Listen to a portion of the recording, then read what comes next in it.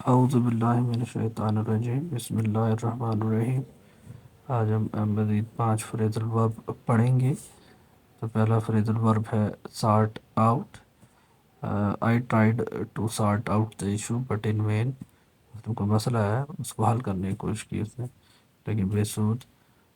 When you have sorted out a problem, جب آپ نے کسی پرابلم کو سارٹ آؤٹ کیا ہے تو پرابلم ہیز گان، پرابلم ختم ہو گئی ہے۔ تو یہ مسئلے کو حل کرنے کو سارٹ آؤٹ کہتے ہیں۔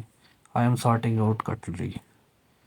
کچن میں فورکس ٹائپس ہوتے ہیں تو ان کو ایک آرڈر میں رکھتے ہیں ترتیب سے، تو اس کو بھی سارٹنگ آؤٹ کہتے ہیں، سارٹ آؤٹ۔ اگلا فریزل ورب ہے sink in.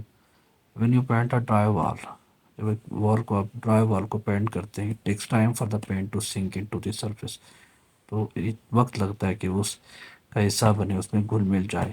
It will take lot of time to sink in. The world has changed, اب دنیا بدل گئی ہے، اب اس کے ساتھ گھل مل جانا، اس کا حصہ بن جانا وقت لگے گا اس کو۔ اگلا فریزل ورب ہے اسپیک آؤٹ۔ یہ باجرت لوگوں کا طریقہ ہے جہاں وہ خرابی دیتے ہیں، پبلکلی اس کے خلاف بولتے ہیں، دے اسپیک آؤٹ، اور ایسا کرنے سے معاشرے بنتے ہیں، اور یہی لوگ معاشرے کا حسن ہوتے ہیں جو برائی کے خلاف، ظلم کے خلاف بولتے ہیں، دے اسپیک آؤٹ۔ اگلا فریزل ورب شو آف ہے، عام طور پر دکھاوا کرنے کو کہا جاتا۔ یہ کوئی اچھی عادت نہیں کہ آپ کے پاس کچھ بہتر آ جائے اور آپ نمائش کرتے پھریں۔ بنا is showing off her new car so that we could admire him. یہ کسی چیز کو ایسے انداز میں دکھانا یا بیان کرنا ہے جو معاشرتی طور پر معیوب سمجھا جاتا ہو۔ اگلا فریزل ورب جو لاسٹ ہے ہمارا آج کے لیے، اسپیک اپ۔